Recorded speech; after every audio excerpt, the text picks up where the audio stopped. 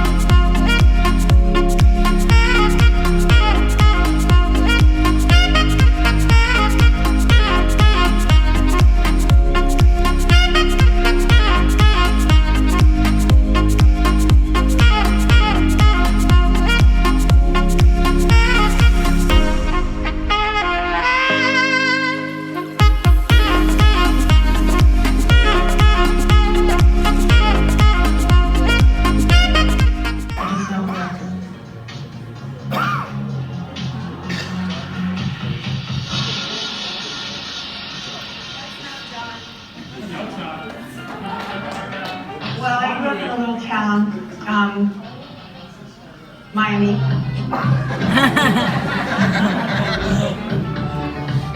I love the music. I love the architecture. I love the whole thing. It had tremendous influence on me. I watched the city grow. I watched it go from like kind of a sleepy little town to like this huge international scene. I grew up in St. Louis. Actually, I was born in Clayton, Missouri, which is a suburb of St. Louis. And my father was in the kind of wholesale antique and importing business. So I was exposed to a lot of interior designers, decorators, people who were involved in art and so forth. He taught me a lot about good old common sense and how to just be a businessman in a very simple, sort of direct way. He rocked my world. Marvin's the wildest thing I've ever done. And it was awesome. We met in Mexico. Yeah, there's so many good things about Elaine. The best thing about Elaine, I guess, is her positive, friendly, caring attitude. He's got a great eye. And he can say no. He's a great editor. He can, like throw something out. The crafts and all the things that they do in Mexico, the handcrafts, fantastic. And with my background in antiques and so forth, I started buying and involving myself with, the craft market and so forth, and taking the things to the States and selling them.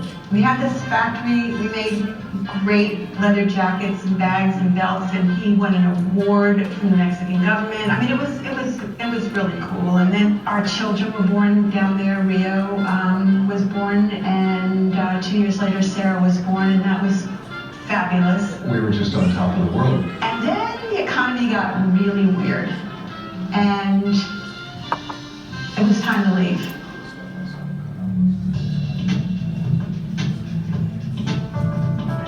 We had heard about Sanibel Island, and at that time I thought, 2 little kids starting from scratch, let's go somewhere that's safe and clean and just raise our kids and live happily ever after. We would go around and sell our things in Fort Myers and Sanibel and areas around here. Then we brought all that stuff back to Sanibel and opened a little store in Periwinkle Place, and that was the very first Chico store. And we really didn't have the money to get the store built out, so I became a carpenter. We started off with folk art. That's where the name Chico's FAS comes from, on the stock exchange. Chico's folk art specialties. Still kind of hung into the name even after we switched to clothing. Folk art was one of a kind. So if you sold a piece, good for you, but you couldn't reorder it. So we had also sweaters. And I unpacked them. And we stacked them up on the floor in the window. sweaters started selling like crazy. We sold them for $50. I think we paid $8. Obviously, because they were direct import and there was no middleman, the profit potential was very good because we'd gotten them directly from the source in Mexico. That put us in the clothing business. The clothing end of the business grew much quicker than the crafts and folk art. We had money coming in and we could, do business, and we were very comfortable. But really wanted to grow a lot, and that took a lot of money. We finally found the other method besides borrowing from banks who really wouldn't loan us money to do what we wanted to do. So we franchised. I expected so much from Chico's. And I made a deal with myself, and I don't even know if I ever mentioned this to anybody because it was really personal. Because I would go in the morning and I would flip on the lights and flip on the music, and there was times when I was there by myself and I said, Chico's, I'm going to give you everything I have, and all I want is for this to be the greatest company in the whole wide world.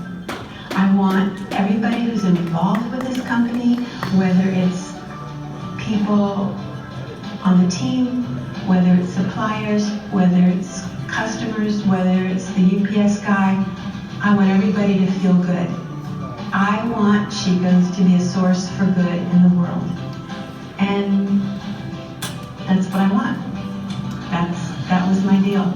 And I knew that if I put everything I had from my heart and my soul into this little company, that I was going to get it. And I don't know how I knew that or what was going on with me.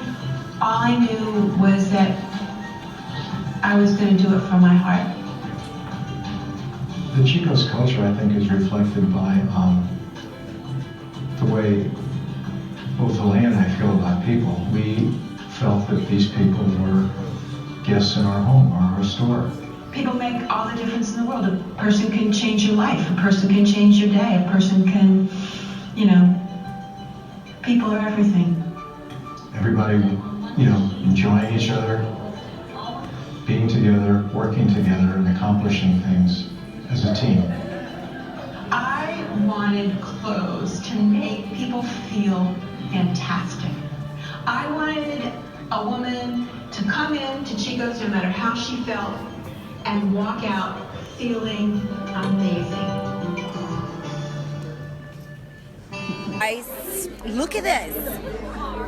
We are at an event and we can take pictures of ourselves.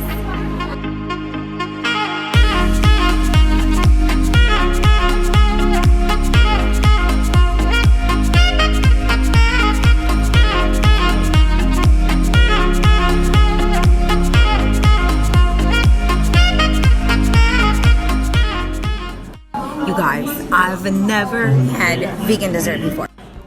First bite of vegan cupcake.